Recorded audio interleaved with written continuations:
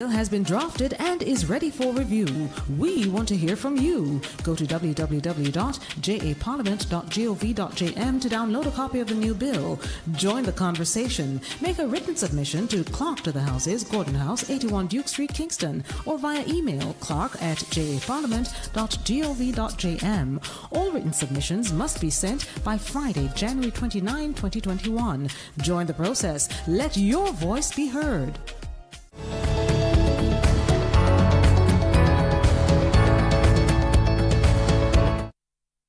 Welcome to the viewers and listeners from not only locally but from over the diaspora to the 4th Joint Select Committee virtual town hall meetings. As we have indicated, this is a sit-in of the Joint Select Committee and a number of members are here with us. Also the technical team from the Office of the Prime Minister and a number or most of our members have joined us virtually. This afternoon, we welcome all the viewers and listeners and hope that you can participate by sending in questions via social media or via the media that are with us this afternoon. This afternoon, we will be detailing and responding to a number of questions which still remain unanswered. Not only will we answer those questions, but any additional questions that are posed, we will try to answer them this afternoon. Failing that, we will answer them next week. These virtual meetings are intended to engage the public, you, the members of the public. We feel, as members of the Joint Select Committee, that the members of the public can participate, can feel that the various issues, the various concerns, the doubts that one would have about this NIDS bill, that you can raise them so we can respond to them. Because once these sessions are finished, we debate them at the Joint Select Committee, send a report to Parliament, and Parliament debate and pass this bill.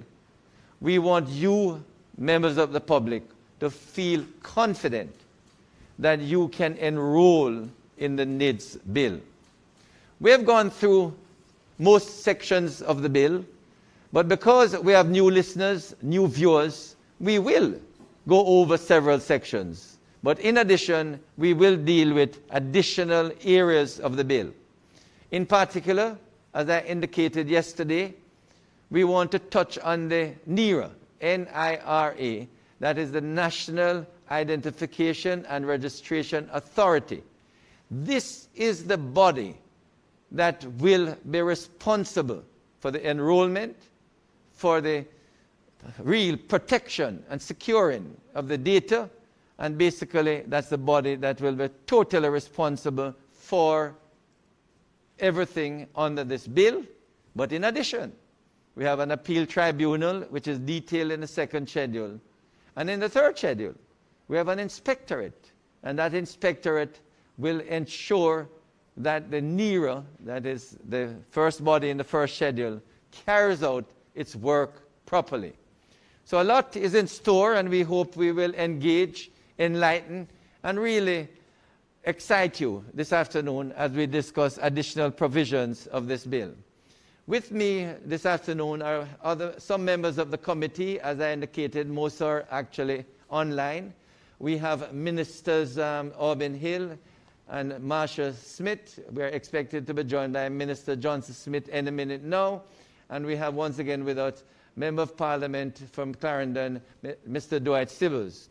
We also have the technical team from the Office of the Prime Minister, Mrs. Sharika Hemmings-Allister, Mrs. Janelle Miller-Williams, the Director, Mr. Warren Vernon, and from the Law Reform Department of the Ministry of Justice, Ms. Nadine Wilkins. But as usual, the person who will be engaging you, members of the public, is a professional, a communicator, and that is, I introduce once again the moderator, Ms. Kimberly MacLeod. Thank you ever so much, Minister. Again, please allow me to extend my own welcome to those of you watching us on PBCJ, JIS TV, Scene TV, and on social media, the NIDS Facts pages, the Prime Minister's Twitter and Facebook pages, that is at Andrew Holness JM, and to those of you listening to us on NCU FM and Newstalk 93 FM and other media. Over the next 90 minutes, we will be going through the Voluntary National Identification and Registration Bill 2020. Remember to use the hashtag JSCNIDS to participate. Before we get into the bill, however, we do have a quick video recap of what has been shared so far. And this is on, as Senator Aubin Hill described it yesterday, our new unique national identification system. And so we will have that video recap now. You've probably heard of the National Identification System, or NIDS. Here are a few facts to help you understand even better. What is the NIDS? The National Identification System, or NIDS, is made up of the National Identification Databases, the National Identification Number, or NIN, the National Identification Card, or the NIC, and all the processes, networks, services, and measures associated with the enrollment of the individuals and the verification of identity. What are the objectives of the NIDS bill? The proposed objectives of this bill include providing for the enrollment of eligible individuals in the National Identification Databases, the assignment and use of the NIN or NIN, and the issue of an NIC or NIC to enrolled individuals, and the prevention of identity theft and other types of fraud relating to identity information. The NIDS is proposed to create a secure and reliable way of proving the identity of enrolled individuals through the use of a single document, a National Identification Card. So how can I sign up for enrollment? Citizens of Jamaica and individuals who are resident in Jamaica will be eligible for enrollment. A resident is one who has lived in Jamaica for a continuous period of 6 months immediately prior to applying for enrollment, or if the individual has been granted permission under immigration laws to enter and remain in Jamaica for the purpose of study. How can I sign up? Eligible individuals may apply to the authority for enrollment. The authority will be required to inform the individual that enrollment is voluntary and that the individual may cancel enrollment at any time. The authority will also be required to say why the information is being collected, the purpose for which the information will be used, the steps to be taken by the authority to verify the information, the individual's right of access to the information, and the right of the individual to appeal any decision made by the authority concerning the identity information of that individual. The bill takes into account the different types of individuals who may wish to enroll. For example, minors, individuals who are in places of safety, persons in correctional institutions, mentally incapable individuals, and those who are in the Witness Protection Program. For the purposes of enrollment, it is proposed that biographic, biometric, and numerical information may be required to be collected by the authority. The biographic information of the individual includes their full name, their date of birth, whether the individual is male or female, their marital status, as well as their occupation. The biometric information refers to the facial image, fingerprints, and manual signature where the applicant is 18 years and older. By way of numbers, the individual's taxpayer's registration number, passport number, or electoral registration number may be collected where applicable. What's the idea behind an NIN? Now, the National Identification Number, or NIN. It is proposed that a unique NIN will be permanently assigned and the National Identification Card, or the NIC, will be issued to every enrolled individual whose information has been verified by the authority. The NIN will be randomly selected and the digits will not relate to any attribute of the enrolled individual. The number will not be assigned or reassigned to any individual. It is unique to you. Importantly, the NIN may not be cancelled and remains assigned to one individual even after that person has died. The NIC, or the card, is proposed to be the proof of identity of the enrolled individual, which will not be transferable to any other person. If I sign up, can I cancel at any time? An enrolled individual may request cancellation of enrollment at any time, and the authority must cancel the enrollment. Where the cancellation is upon the request of the individual, it is proposed that the identity information will no longer be processed unless the authority is mandated to do so under the Data Protection Act. It may also cancel enrollment if the information in the National Identification Database is inaccurate. Once enrollment is cancelled, the authority must advise the individual of the cancellation, and that person is no longer entitled to use the NIN. Additionally, the NIC or the card issued to that individual must be surrendered. If the individual chooses to re-enroll, that person will be issued with the same NIN.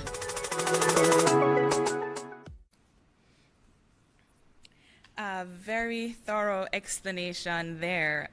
Very, very good.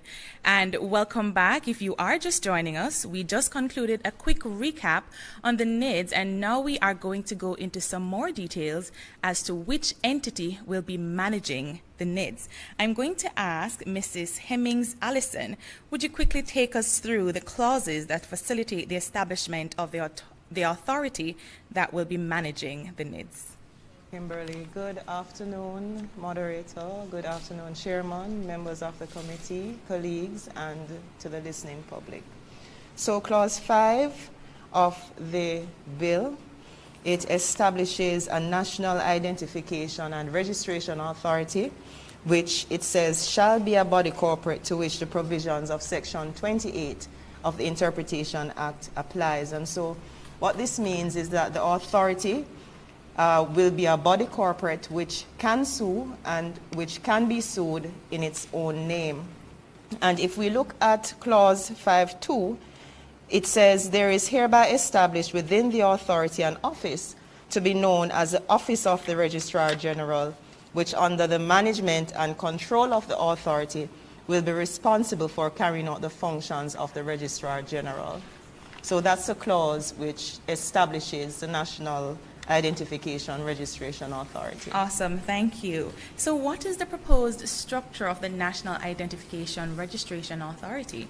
Can you also explain the governance structure for the independent oversight body? Sure. So clause 5 would have established the authority, and clause 6 establishes the board of management, and specifically the organization structure entails a board of management which will be responsible for overseeing the general administration of the authority. And in particular, this board of management will ensure that the operations of the authority are in conformity with the Data Protection Act and any other laws that relate to the operations of the authority. Additionally, the board will give directions to the Chief Executive Officer of the authority in respect of the management of the authority. The Board of Management will comprise 15 members, 4 of whom will be ex officio members, and the remaining 11 will be appointed by the Governor General on the advice of the Prime Minister after he consults with the Leader of the Opposition. And so if we look at part 2 of the first schedule, it provides further details about the composition of the board and the proceedings of the board. It is further proposed that the board, after consultation with the minister, will appoint a chief executive officer of the authority, as well as such number of deputy chief executive officers as it deems appropriate. The chief executive officer will be responsible for the day-to-day administration and management of the authority, and it will be responsible for the operations of the Office of the Registrar General to ensure that the authority's operations are carried out in an efficient and effective manner. And it's also important to point out to the public that the CEO will also perform such other functions that the Board of Management may assign to him or her. Kimberly, what I would like to point the public's attention to is the National Databases Inspectorate. And if we recall the Supreme Court's ruling, we noted that the Supreme Court was concerned about, among other things, the fact that there was no independent oversight body mandated to conduct an audit of the authority and take action where it found that individuals or the authority itself violated the provisions of the then Act. And so with this new bill, we look, for example, at clauses 27 as well as the third schedule of the bill. You will see that provisions have been made for the establishment of this independent oversight body, which is called the National Databases Inspectorate. And so just to pick out some of the salient provisions in that clause, it is proposed in clause 27 that the inspectorate will do quite a bit of things. One, for example, is to monitor compliance with the Act, monitor the performance of the authority, and assess the implementation of best practices concerning the functions of the authority. It will also conduct periodic inspections of the authority and to determine whether its operations are being conducted within the purview of the laws which relate to the confidentiality and privacy of identity information. The inspectorate will also give to the Board of Management such directions and advice as may be appropriate to ensure that identity information collected by the authority or stored in the national databases is subject to the highest practicable levels of security and confidentiality. And it is also important to point out that the authority will have the function of investigating any issue or complaints regarding the conduct or operations of the authority that is brought to its attention. And finally, or maybe not so finally, but clause 27.3 of the bill proposes to grant power to the authority to require the attendance before it any officer or agent of the authority or any subcontractor of any such agent, and it will also call for and examine any information other than identity information that the inspectorate considers necessary. And what I want to highlight is the fact that the authority too will audit the operations of the authority. The inspectorate will audit the operations of the authority, and it includes the processes for the collection and storage of data, and it will determine whether the information is maintained in keeping with data protection and information privacy standards. So, in essence, the inspectorate will be required to submit to the minister annually and submit to the Information Commissioner under the Data Protection Act on a quarterly basis a report on its functions. So in essence, that is the governance structure that is being proposed. Thank you ever so much for that very fulsome response.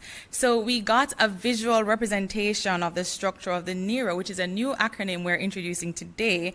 And we have noted that a number of corrective steps have been taken arising from the ruling to make the bill and the systems overseeing the NIDS more robust. So there are a number of checks and balances, and we're very happy to hear that. Now, in respect of the RGD, that is the Registrar General's Department, will it be transformed, or I'm so sorry. So the RGD will be transformed to this authority, the NERO? Is that the case? So, in respect of the transformation of the RGD, and I had indicated a bit earlier that the bill proposes to establish within the authority an office to be called the Office of the Registrar General. And what will happen is that the functions of the Registrar General now will be transferred to that office. Right. Yes. So in essence, transformation will take place, but in terms of the yes, so transformations will take place. Fabulous. That was actually going to be my next question. What of the current functions of the Registrar General's Department? Mm-hmm. All right, so essentially the NERO will be responsible for enrollment? into the NIDS? Yes. Yes? Yes, the NERO will be responsible for enrollment. Right. This is indeed very exciting. Can we move now into where persons may go in order to be able to enroll for their NIDS ID card? And good afternoon, everybody. The proposed National Identification and Registration Authority will establish initially 24 enrollment sites strategically located across all parishes. If there is a need, we will scale up, and we are using existing government infrastructure, partnering with PICA and Jamaica Post to establish these sites. Once the authority is in place, those sites will be published once the authority is set up. Thank you. Will you also have sort of roving registration sites? I mean, there are many areas in Jamaica, in the rural areas, where it's very expensive to travel to the capital, for example. Do you propose to have mobile units? Yes, a very good question, Chairman. We will have mobile enrollment stations set up to move around, but initially our mobile sites were specifically designed for persons with special needs, maybe persons with disabilities, persons who are at home and unable to go to the enrollment sites, youth groups, community groups, where you can have group enrollment, or corporate offices. So we have that as part of the plan. Great to know. And just to repeat, there will be 24 enrollment sites across the island with the capacity or the potential for upgrading as the need arises, as well as mobile units to facilitate those who are unable to visit those locations. Very, very exciting. Mr. Vernon, could you please guide us through the enrollment process? What does this look like? Okay, thank you again, Kimberly, for that question. So the enrollment process is divided into a pre-enrollment and also an inline enrollment. And the pre-enrollment, the entire enrollment process is similar to the process that is used to apply for your visa. So so similar to the process that you will go onto the U.S. Embassy website and you supply information initially, we will have something like that where you supply all of the information as required on the law online, and once that process is completed, you will get a reference number, and you will also receive an appointment date. And on your appointment date, you will visit the enrollment site for your biometric information, or in other words, your fingerprint and your facial image to be taken. And the enrollment officer and the supervisor will carry out additional vetting, and once that is done, they will associate the information collected with your facial image, your birth certificate, and also your fingerprints. That information will be transferred to a remote site for an additional 6 layers of vetting, and once approved, the card will go to production, and the card will be produced. We say personalized. Some persons may say the card will be printed. Then it will be shipped to the enrollment site and the customer will be noted. Citizen or ordinary resident will be notified via maybe text messages or email. You'll go in, you'll collect your card, and you will also activate your card. And this is important because we know you do have the risk between production and transferring the card to the citizen, that it may be lost or it may be stolen, but the card will be useless. It cannot be used until the card is activated. And once the card is activated, then the citizen can now start using the card. And it's a similar process also for lost cards, renewal of cards. So if you lose your card, you definitely have to go into the enrollment site for your card to be renewed or to get the replacement card. Tell me, in what is proposed, Vernon, is it going to be a manual registration, or is it going to the reason I'm asking this, if you're going to be using actual manual, one of the real problems we have with data transfer is that even if the applicant puts in the right information, when it is transferred by a second person, a lot of errors creep up. So people's name, get transformed into different names. How are we going to ensure that the initial application or the initial data that is collected is properly transferred into the system? And the first control we have in place is that an enrollment officer will not be allowed to enter any data concerning the name of the individual. The name of the individual will be pulled from the civil registry, because what we're trying to do is to ensure that there's consistency between civil registry and identity. What we have now in most of the databases is that you have an officer, as you so mentioned, retyping the information, and that you definitely will have errors. In this system, an enrollment officer will not be authorized to type that information in. It must be pulled from either the civil registry or from the passport office, depending on whether you're an ordinary resident or a citizen of Jamaica. Because citizen of Jamaica, in some cases, if you weren't born in Jamaica, your data would come from PICA. But if you were born in Jamaica, then there's an entry in the civil registry for you, and we'll ensure that we pull that data. Additionally, there are a number of layers of vetting, and when we were there designing the processes, there are a number of discussions we had. We thought about the people who are not tech savvy, the people who wouldn't be able to go online and enter the data. So we are also going to make available those forms for persons in that category to fill them out. However, the control that we have in place is that the additional data sets, such as your address, information, telephone number, email addresses, those things will have to be confirmed by the enrollee. So the enrollee will have an additional screen and the enrollment officer will have another screen, and you'll see exactly what is being typed. You will see the data that is being captured, and you will have to confirm that this is the correct information before it is submitted to the system officially. So those are some of the major controls in place. And in spite of your best effort and checks and balances, there will still be errors. How is that going to be dealt with? So naturally, in any information system, there is always the risk for collecting incorrect information, because you can receive incorrect information from the enrollee.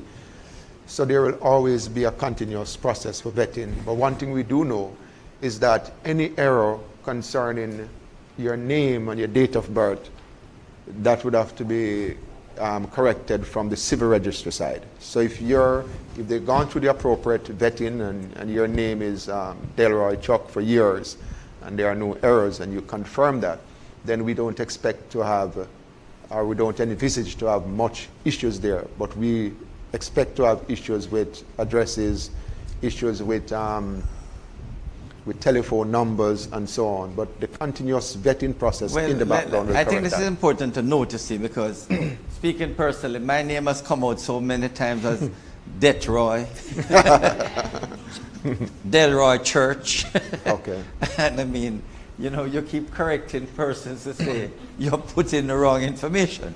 So you don't want a national identification where you get a card with wrong information. Yes. So I just want to be public at large to be assured that there will be many layers of checks and balances. So when the card is finally delivered, it has the right information. Yes. But if it does have the wrong information, it can be corrected. Yes, there is a process. In fact, even in the bill, there is a process for the correction of information. Okay. So we always have to have those controls in place, because we do know of people with errors on their birth certificates, and exactly. for whatever reason they continue that way, and sometime in the future they say, you know what, I need to change it. But we do have processes in place at the civil registry to change the name. In fact, there are also persons who will change their name via deed poll and so on, and we have to take all of those into consideration. So, but the key thing, however, to note is that in a system of this nature, your real identity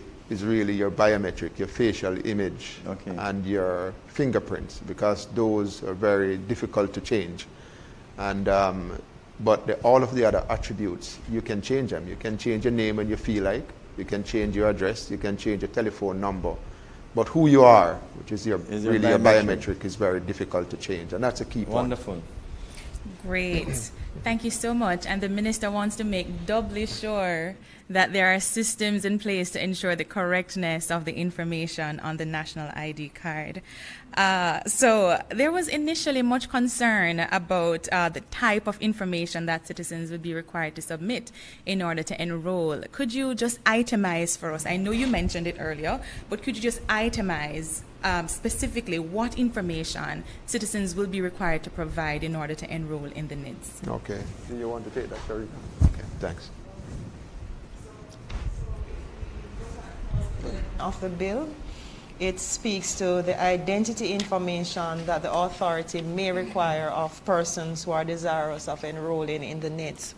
And the information includes the biographic information of the individual, which includes the full name, date of birth, country of birth, place of birth, marital status, occupation, whether you're male or female, and so on, and biometric information, which means your facial image, your fingerprints within the meaning of the Fingerprint Act, and your manual signature if it is that you're an adult.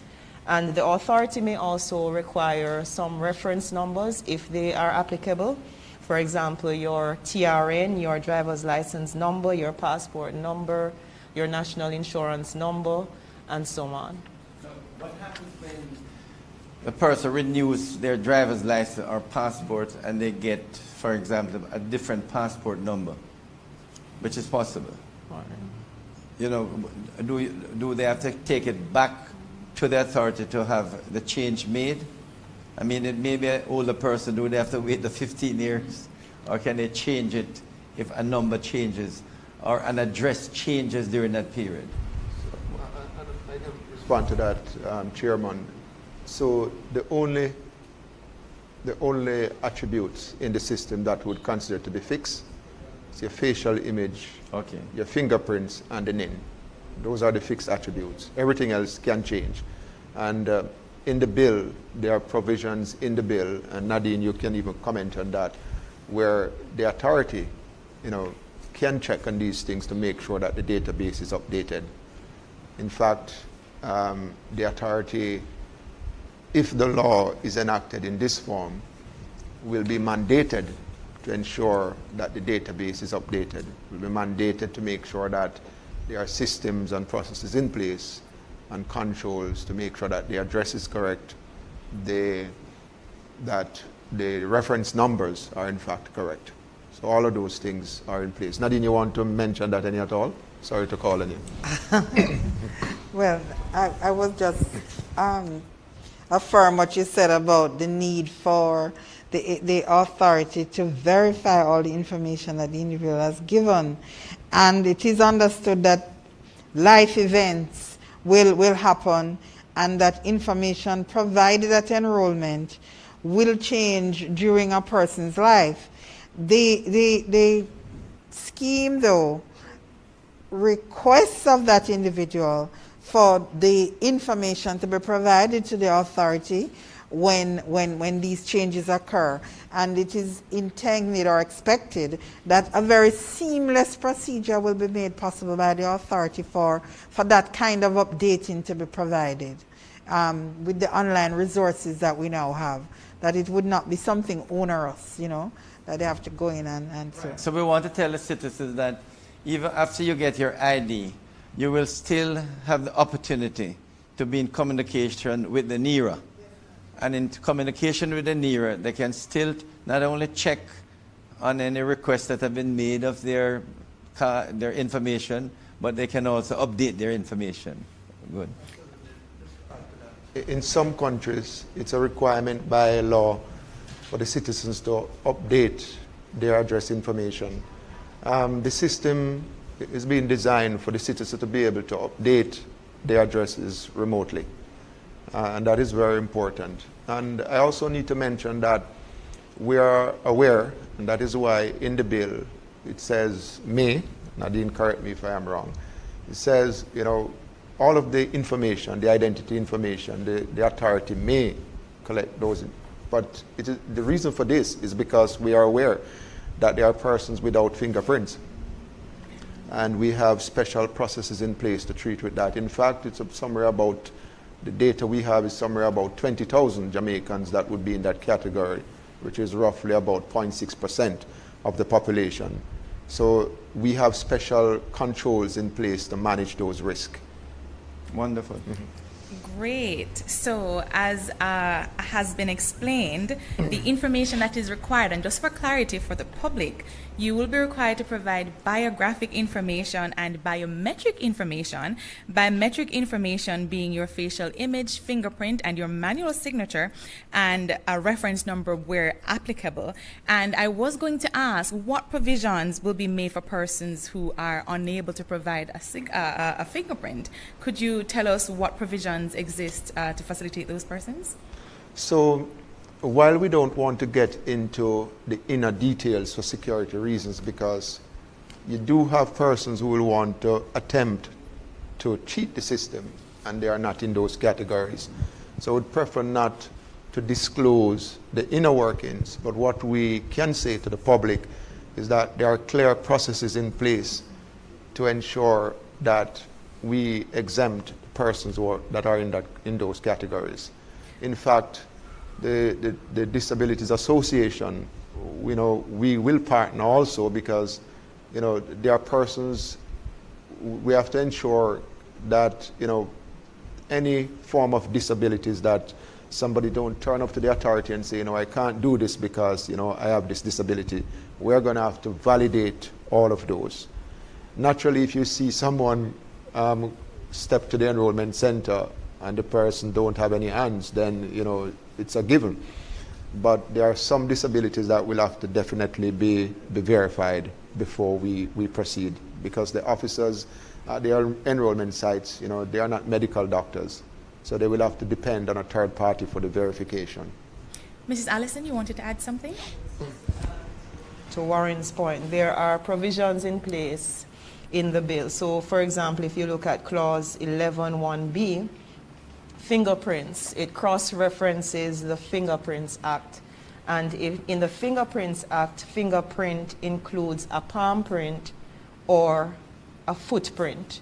So this basically means that if there are no fingers available to extract a fingerprint, then the law provides for a palm print or a footprint to be taken in its stead.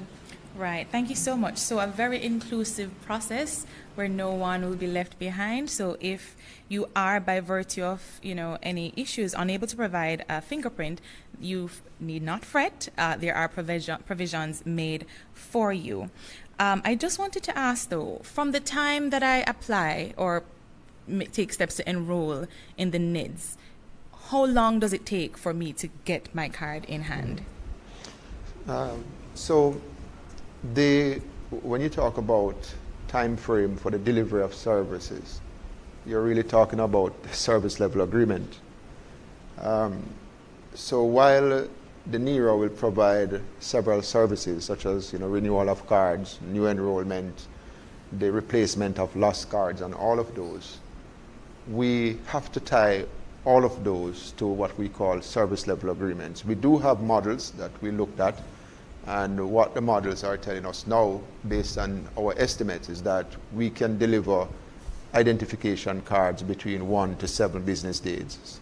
But naturally, the exact time frame or the exact service level agreement is something that will have to be considered by the Board of Management and approved by the Board of Management once the authority is established, because the service level agreement will definitely be tied to performance standards for the CEO and also the staff of the authority. But for now, the baseline is that our models are showing us that it is possible to generate and to produce those cards between 1 to 7 business days. 1 to 7 business days. That is that is quite impressive, and we know the process of getting your IDs in Jamaica can be quite lengthy, so that is definitely very good to hear. Yesterday we learned about storage, and I just wanted to talk about that a little bit more, particularly about how the data, the information collected, will be stored at the authority once collected. You want me to take that one, Yes. Georgia? Okay, thanks. So, again, what we can say is that the data collected will be stored in a secured government facility. We can also say that every verification, every disclosure concerning identity information will be audited, and those audit logs will be protected by blockchain. And this is very important because we're trying to establish a system here for transparency. And for the first time, we want to ensure that every time your identity information is disclosed, is verified, you will know. Because by the very nature of the officers that will be engaged by the authority, they are going to be in the background performing certain functions and tasks that are required to deliver the services. So they may have to access data, but that access will be logged and will be protected. And I know Chairman mentioned earlier in the week that there are some big fines if you touch something and you are not authorized to. Okay, thank you. Thank you ever so much, Mr. Vernon. I just want to remind our viewers to peruse the NIDS bill on the websites of the Jamaican Parliament and on the Ministry of Justice. And yesterday, Minister Chuck indicated that the bill will be made available through WhatsApp, so it will be widely circulated for your consideration and the Justices review. of the Peace. And to through your justices of the peace. Right. That is correct. I believe yesterday we got as far as clause 22, so we're just going to take some time and now proceed to go through the rest of the clauses that we have on schedule for today. Could you please, Mrs. Miller, continue by picking up at clause 23? Thank you for that, Kimberly.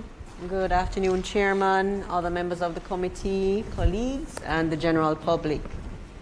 In respect of clause 23, it speaks to the security of information. Very important clause. This clause provides for the authority to ensure that the information stored in the national databases is kept in a secure manner and that the confidentiality of the information is preserved.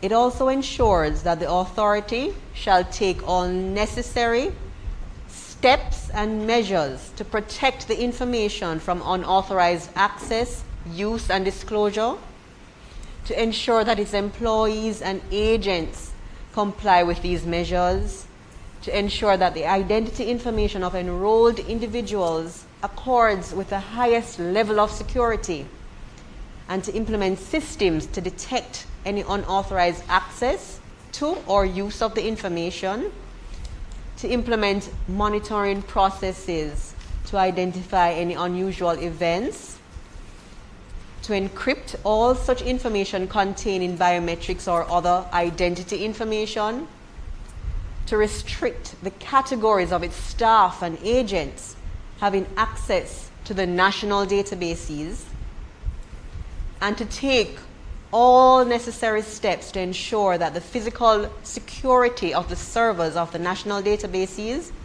and to employ any backup measures where necessary. So these form the provisions of the security of the information. Thank you so much. Mr. Vernon, may I ask you, what do we mean when we say that the information will be encrypted? What does that mean? So I think the simplest way to put it is that when you encrypt the information, it's as if you put it in a safe, and there is a key that will give you access to the key, and you have specific persons, or a specific individual with that key, and only that individual is able to open. Right. And to open it using that key is more like you're decrypting the information. Right. I think that's the most relevant way to do it.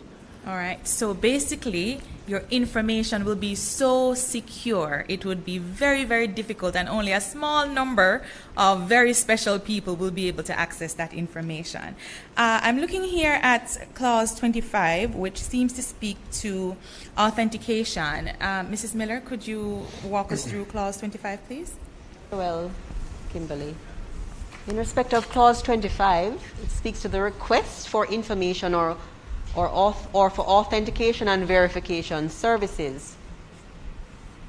This clause provides the authority to authenticate a national identification card or a national identification number, or to verify the identity information of an enrolled individual at the request of that individual or an accredited third party with the consent of that individual.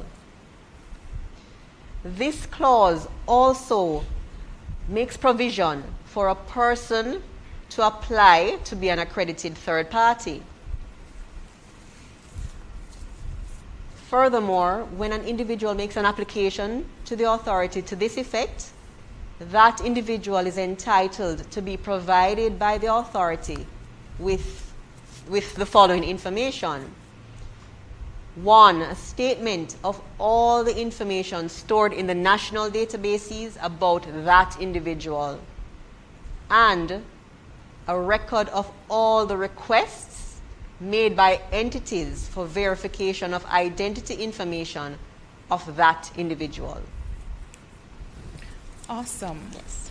All right. I'm going to ask a question now from social media, and it is actually from Facebook, and Monique is asking, would the NIDS be like a social security card number or a social security card as in the United States? Thank you, Kimberly. The NIDS card, or the National Identification Card, maybe we can say that there are some similarities. Specifically, your social has 9 digits, and the National Identification Card, similar to TRN, will also, will come with 9 digits. However, the National Identification Card is completely unique and is different from that. And it's completely unique because of the various security elements that are attached to it. With the National Identification Card, it guarantees one person to one identity, guarantees one person to one birth certificate. I am not sure if your social security number, based on the number of fraud cases reported, that they are doing the same thing. But to speak specifically that the National Identification Card and the number and all of the components is significantly different. In fact, the social will not give you access to certificates for you to be able to sign documents digitally, and the ability to authenticate, meaning to sign into services online. A National Identification Card, again, will give you certificates on the card, the ability for you to sign into services, and the ability for you to use it for digital signature, to sign contracts and so on online. So it's very important to note those. Okay. Thank you so much. I invite you once again to participate on social media using the hashtag JSCNIDS, and please continue to send your questions. We do have the experts here to respond to them, as well as your suggestions for consideration. We do have another question, and it is on Facebook, and it's from Shalimar Blair. And Shalimar wants to know, with this ID, does it remove the need to get your photos certified by a JP for the purposes of your passport and driver's licenses? So I want to maybe respond to that question this way. We will need the help of the JPs to verify who you are initially to get in the system. However, what you're going to get from the system is some level of efficiency, because there's no need for you to go back to the JP every time to verify who you are. So I think that's the important point to note. Okay. That we will need the JPs initially to get you in, to verify who you are. But once you're in, there's no need to keep on going to the JP to verify who you are. You can use the card. Can I just say, yes. You had linked it to the passport, I believe? You had linked the photographs to an issue of a passport. To the issue of renewing your passport. Renewing you need a to passport. Verify, right. But the processes for the NIDS are different from that of a passport. The PICA will still have their requirements for a passport. The two are not to be confused. They're completely different. Okay. But I think what is important is, firstly, to get the NIDS card, various checks will be done, including a JP authenticating or verifying who you are. That will be matched against a passport if you have one, a driver's license, your birth certificate, other means of identification, including checks with the TRN, so that once you have the card, it will be unique with a NIN, a National Identification Number. Now, with a renewal of a passport, we hope that PICA will not require that you get your passport verified again, your photograph, because you could easily check it against your NIN, your National Identification Card. And also, one would hope that PICA would ask you for another original birth certificate, because in the issuing of the card, that would have been checked. So what we have said before, that the card will allow cardholders to access government service, private services easier and more efficiently.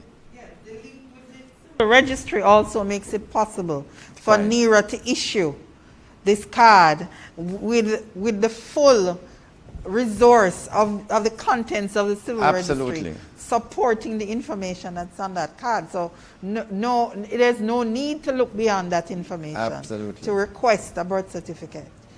Minister Johnson-Smith, you wanted to add something? Moderator team, and of course all our listeners and viewers on social media and elsewhere. Maybe what I'm saying is exactly what's been said before, which is that the NIDS is intended to make life easier.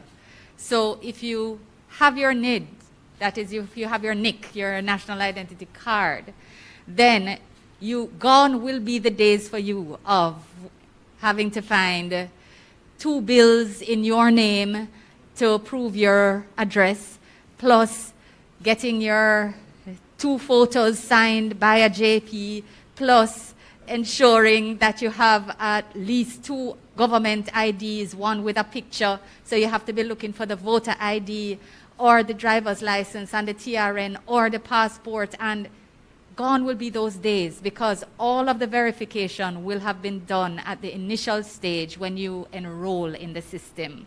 So because the system is now voluntary, it's not mandatory anymore, it will mean that companies and the government certainly will, until the enrollment reaches a particular level, there will have to be more than one system, so that people who, without a NID, without a national identity card, will still be able to access services. But what you will find is that the speed and ease with which you are able to access services will be different. So you will go to a company, a bank, a furniture store, whatever, and the credit line with a NID, with a national identity card, you're going to be getting through like this. And the person who is having to carry the 10 pieces of documentation and have somebody verifying everything instead of just clickety-click, check with the NERA, come back, and you're verified. So the speed and efficiency of your process will change. So I'm hoping this helps you understand what not only the vision, but what the processes will be like. So it's intended that it will be incentive-led. So the ease will make you sign up more because you will see the difference in service facilitation and service delivery with your national identity card, with all your verification having been done upfront, and then having to do it each time with verified documents each time. Thank you very much, Senator Minister Johnson Smith. The truth of the matter, there are persons listening and viewing who may have heard this before, but please bear with us. There are many others who have not heard it. And it is very important for us, members of the committee, members of the technical team from the Office of the Prime Minister, the fact that we are repeating these things several times. We want to let the public at large know. We just want others who have not heard. And indeed, you're going to hear the same points that we are making this evening, repeated over and over, not only in committee meetings, not only in the virtual town hall meetings, when we speak to private sessions, when we advertise later on. This is very important because at the end of the day, we know, having, well, at least the team who have been in discussion with us at the legislation committee, we know that the card will make it better for the citizens of Jamaica to access services. And that's the point we're repeating. Thank you so much, Minister. And thank you so much, Minister Johnson Smith. The card will change the way we do business and access essential services. And that is truly, truly life-changing in a very positive way. Allow me to take the time to acknowledge Honorable Ministers Favour Williams and Robert Nesta Morgan, who are tuned in via our Zoom link. And with that said, we do have a question posted on Twitter by Craig Diedrich, and he used the hashtag JCNIDS, which we continue to encourage you to use. And Craig wants to know, will the NIN at any time seek to replace a person's TRN, NIS, passport, or driver's license numbers? And I pose this question to the technical team. Could you say? So I think the best way to answer this question is that the intent of the National Identification System, and even the NIN, is that once you have the NIN, there is no need for you to produce any other numbers to the various government entities. But we also need to be aware that those government entities will have their own unique identifier. Some of those unique identifiers, you may not know them, and maybe there is no need for you to know it.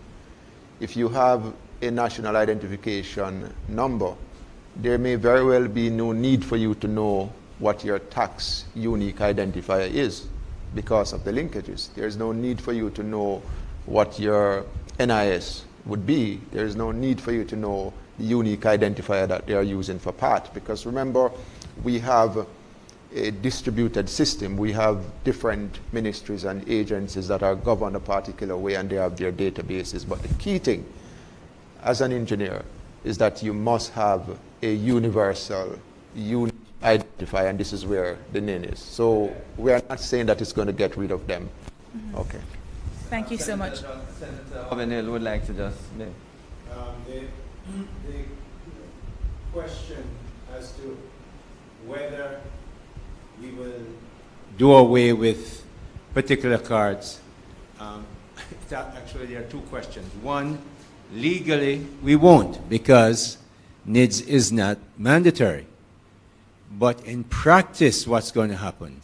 In 3-4 years, I don't know, maybe less, I would hope as quickly as possible, many people will move, and when I say many people, I mean many institutions, just like Minister Johnson Smith just said, will tend to require only one ID if they're convinced that A, it really does identify the person before you, and they can continuously over a long period of time believe in that identity, because it's not, NIDS is not going to change.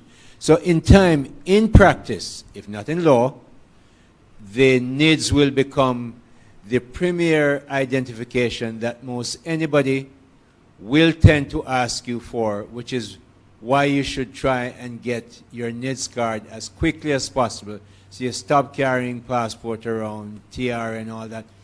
You have that. You have NIDS, everybody will be able to identify you. So in practice, it will probably, those other pieces of identification will fall away. Thank you so much, Minister. And another question we have is, I think people are trying to figure out, why do we need another card? We have so many other identifiers. And one question posted by Iris Finch is, why not just convert the national insurance scheme to incorporate this change? Why do we need another identification card altogether? Okay. Yes, and so there are two things to consider. Some of those questions are what you call maybe policy questions, but I will speak from an engineer perspective. When you're looking at system design, is that what you need is a universal, unique identifier. A universal, unique identifier that at all times you will know that this is in fact a representation of a real person behind a process. Very important. All of the identification cards that we have now, we can't say to the public completely that at all times this is an exact representation of the person before you. And there are a number of reasons for that. Some of them, one, have to do with the way how they were designed and the vetting processes behind them. Where the national ID is concerned is that you're designing business processes and controls and vetting and quality assurance where all of the numbers that are going to be issued will go through the same standard or process. And the linkages between your civil registry information, which will account now for those life events and the changes where identity is concerned, we really don't have that. In fact, none of the IDs that we consider to be national IDs will give you the capabilities to use electronic signature. None of those IDs will give you the capabilities to utilize a card to authenticate or to sign into a system. None of those. Okay. So the NIDS is completely unique, and it's important to note that the NIDS is for all from birth. Right. The other identification cards, they are for different segments of the population and for different purposes. And finally, the backbone or the systems that are designed for those, they were designed for different business processes, not for identity verification in a modern society. They were not designed that way. The national ID is completely different. It's been designed to facilitate authentication, the use of digital signature, to simplify everything, to ensure that data is captured once. And it's very clear, with any of those IDs that you have now, you have to present them everywhere you go. And they have to collect the same information over and over. With a NIDS, you present that information once. You enroll once, you present the information once, information is vetted once, and you use it multiple times. So that's important. Right, thank you. So centralization of the information, yes. So completely new, completely different, completely unique, and completely revolutionary. We do have a question here, and it's posed by somebody who is living overseas, and I believe we did address it yesterday, but there can be no harm in responding once again. And she wants to know, if you are a dual citizen, can you enroll in the NIDS? And yes, once you're Jamaican. Yes, we just want to make sure that we are responding to all the questions that are posed to us. All right. And so the other question, what are the circumstances, if at all, a person's data or information can be destroyed? what are the circumstances under which a person's information can be destroyed. And I want to ask if this would pertain for my personal information to if a person passes on, since we say that once a person dies, that number dies with them. Does it mean the information is then destroyed, or is it, how do we treat with that information? I will start out on my legal, well, the lawyers will back me up, but yes. You know, from in a technical context, when you collect information that is incorrect, or maybe you enroll someone that should not have been enrolled, or when someone cancels their enrollment, you will what we call purge that information from the system. However, it is also important to note that when you live in a state, there are no rules for you to forget the identity of an individual. There are no rules to say once you register at birth and you get your birth certificate, the state at some point in time must delete your civil registry information. So, as part of the National Identification Program, there are a couple of things that we are guaranteed. One is that your civil registration information or your birth certificate information will always be there. But we are also guaranteeing that once you register for a national ID, even if you decide to cancel your enrollment, that your identity will be secured, meaning that that identity will be sealed. All of your personal information will be removed from the system. So your telephone number, your address, all of that will be removed. And your identity will be secured and sealed. If you return to register, then that will trigger the authority to activate or to utilize the existing identity. And this is important to prevent identity theft. Otherwise, what you will do is allow someone to get into the system, and they're then opt out of the system, and then you return with a new birth certificate. And this will compromise the entire system. So it's very important to note that. Right. Thank you so much. I have a question here from JJ Mack, and I think this question is extremely important. And JJ wants to know, what if you have never been registered? The government has no record of you. How can you become enrolled in the NIDS? So the first step, if you have never been enrolled, we must establish whether or not you were born in Jamaica. And there's a process from the civil registry side for late registration. And the government is also funding late registration for the poor and people who can't afford to get a birth certificate on our undocumented program. And very soon you'll hear more about that, where persons in those categories can go to the RGD and get a new birth certificate. And they have a complete process where they go into the communities, they go to churches, they go to schools, just to establish that you're in fact born within the community. And once they establish that and they complete their process, then you will receive your birth certificate. Once you receive the birth certificate, then the National ID program can now initiate the registration once you volunteer to get that done. Because remember, you can't get into the system if you don't have a birth certificate. And you can't get into the system if there is no record of you at the passport office, because you may have been born overseas and received citizenship from the passport office. Because the idea is, for security reasons, our enrollment officers will not be allowed to create a profile or to create an identity. That's very important. So when you talk about fraud, it's going to be very difficult. Fraud will have to be committed at the entry points, and there are a number of audit trails on track to really deal with that. And as the chairman mentioned, I keep saying it, there are really tough penalties and fines. Chairman, you say it better than me, so you can say. The point about it is that once you try to defraud the system, the law provides in several sections significant penalties, which we will be addressed to see if they can even be more severe, so that there will be deterrents to ensure that persons don't try to beat the system. I want to ask you, though, Executive Director,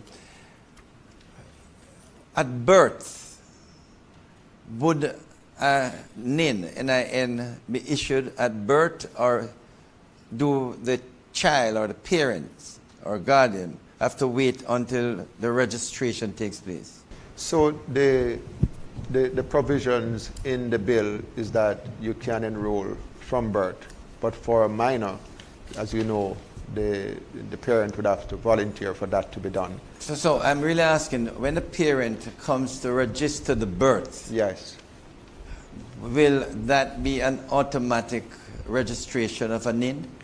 It will not be automatic because the entire program is a voluntary program. So Right. once the parent is in agreement for the NIN to be assigned, it will be assigned and the identity protected from birth. So how will there be a connection, even at that early stage, between the birth certificate and the NIN?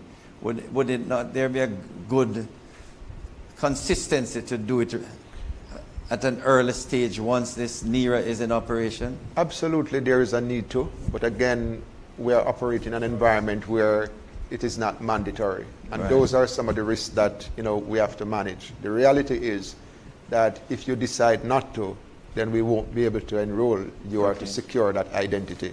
But the ideal way to do it is that from birth is to make sure you make the connection from birth. And just to go on, suppose once a person is enrolled, let us say I enroll later this year, wouldn't it be appropriate to put that NIN number attached to my birth certificate at the Registrar General? Absolutely. Is that likely? So that, 50 years' time when I'm no longer around, that if someone tries to use my birth certificate, you would see immediately that, in fact, there's someone that already enrolled known as Delroy Chuck.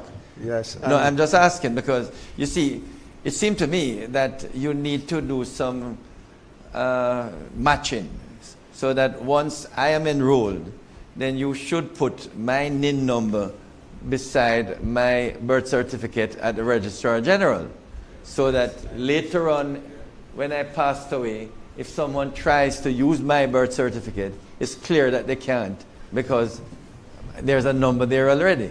Is that likely? Well, Chairman, I am amazed with you going through the processes that we would have defined and based and very clear in terms of your assertions, and that is exactly what we have. Right. Is that when we talk about a universal identifier, once the connections are made, that is what will happen. And this is why, for the first time, once you establish that, we will now be in a position to link your birth certificate with your identity, with marriage record, and also with,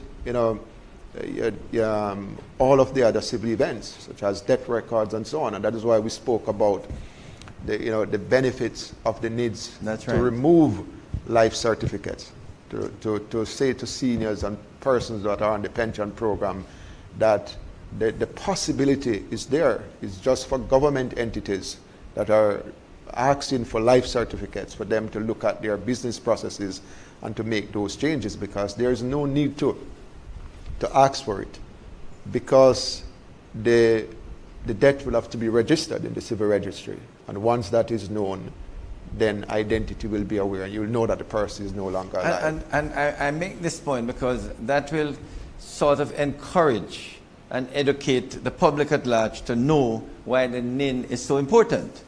Because unlike the passport, the driver's license, electoral card, nothing relates back to the birth certificate. Yes. So with the NIN, you know, once you get a number, that birth certificate is literally sanctioned, or should I say, neutralized, that only you can use it. Absolutely. If anyone else tries to use that birth certificate, immediately fraud will emerge, and that person could be charged and penalized under this act. Yeah. So it's important that the public at large appreciate how important the NIDS system will be. Absolutely. Thank you so much, Minister, for driving that point home. That is very, very reassuring. And also, those who can be reassured this evening are those persons whose births were never registered. You do not need to fret. You will not be excluded from the NIDS if you wish to become enrolled. We have a question here from Suzanne Goff on Twitter, and Suzanne is asking, and I believe since we have emphasized so much that the NIDS is voluntary, she's asking, will people be able to continue using their other IDs if they have them? It won't be a matter that in law NIDS is voluntary, but in practice it is mandatory. Will this also be clear in the laws and or regulations? There are two parts to it. The system that we are designing and is that you will be able to continue functioning the way or you're functioning now with all of those efficient ways of doing things. So you will still be able to go in line at the tax office or government entities to conduct your business and drive in traffic. However, with a national ID, what we are giving you is a secure tool where at all times we know who is behind the process, who is behind the device, who is behind the computer screen. And the only way to know that is because of the security that we are putting in, and we are tying the biometric to that, linking it also to the ability to authenticate, connecting it back also to your public key infrastructure. So that is very, very important to differentiate. And I said this before, that what you're going to be able to do is that you're going to be able to bring all of these services online and to make them digital services, because there is no need to wonder who is behind the screen. That is why I mentioned before that you can have a Jamaican abroad and they will be able to sell their motor vehicle once those adjustments are made and those processes and the changes are applied. You'll be able to sell your motor vehicle online. Why? Because the national ID, at all times we know who is behind it because of the security features. I think it's important to recognize that the government is doing this and is putting a lot of resources in ensuring the uniqueness of this national identification system. As Warren has pointed out, there will be several layers of verification to make sure that the identification is that of the person, so that the private sector, the public sector will have confidence in it, so that it will be used, that card you can use electronically, as we have said, to do a lot of business. And let us face it, right now, and even more so, as the years, months and years go by, a lot of transactions will be done electronically. You don't have to go there, but you could show the card, have it verified. That may not be possible with all the other cards.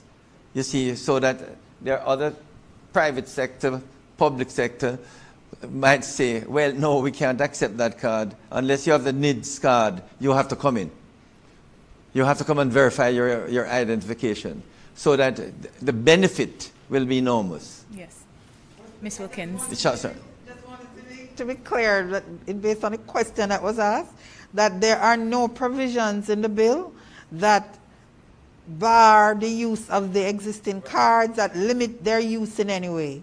The bill simply provides for the national identification card. Right.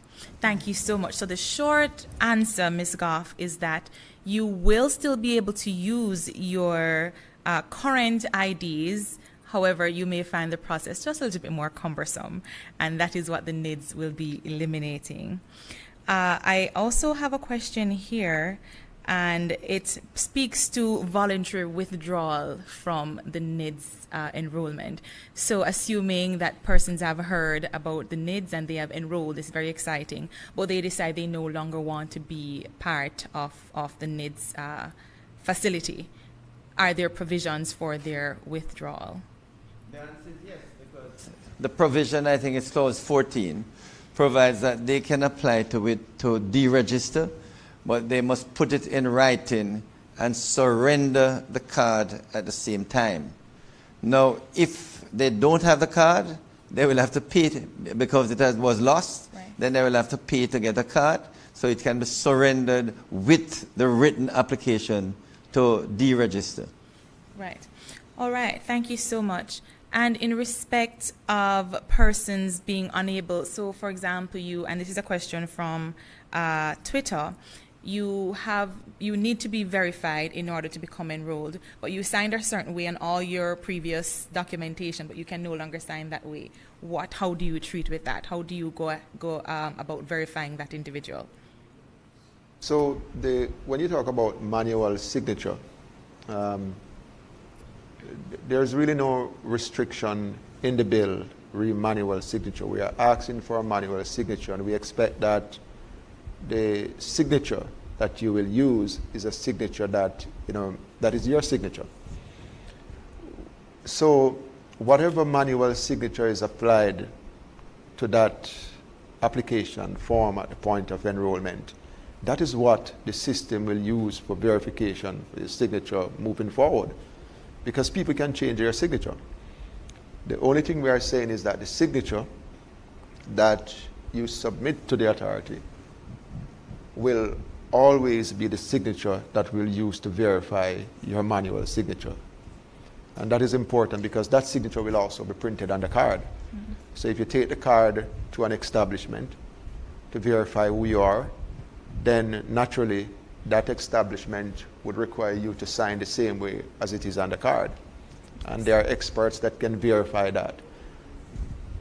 All right, thank you so much.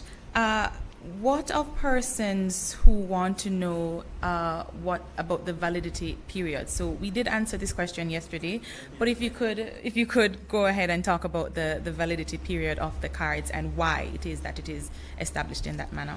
You want to come in? Okay, let John do it. Okay.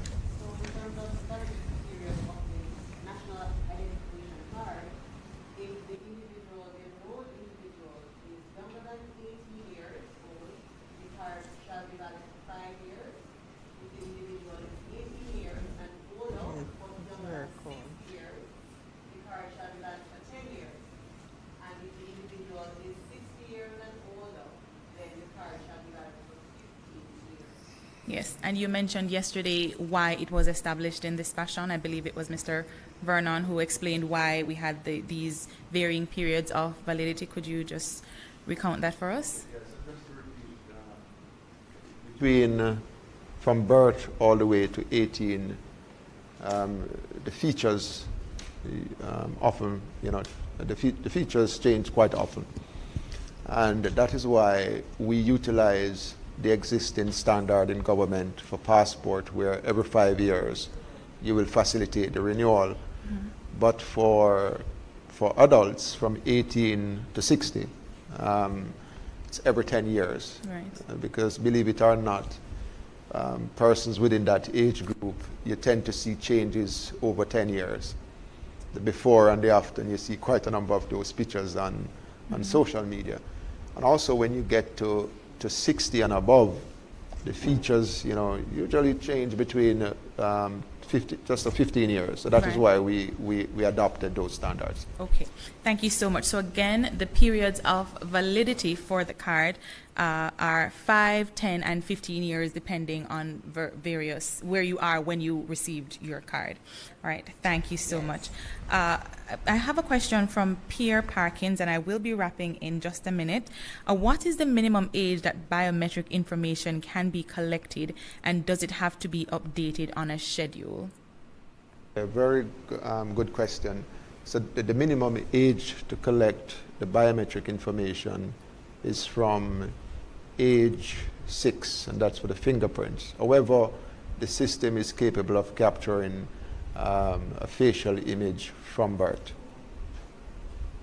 Okay. And the reason for this is because the quality of the fingerprint at that age is usually not good, and you renew every 5 years. Yes. Okay, thank you so much. And we still have persons who are saying, based on my research, fingerprints are to be collected from people who are criminals. why do I have to submit my fingerprint in order to be enrolled in the NIDS? Why do I have to do this? So could you please tell us why the fingerprint is so essential to the NIDS? And let me use an example. When you travel, when you travel and you move through the various borders, they capture your fingerprints.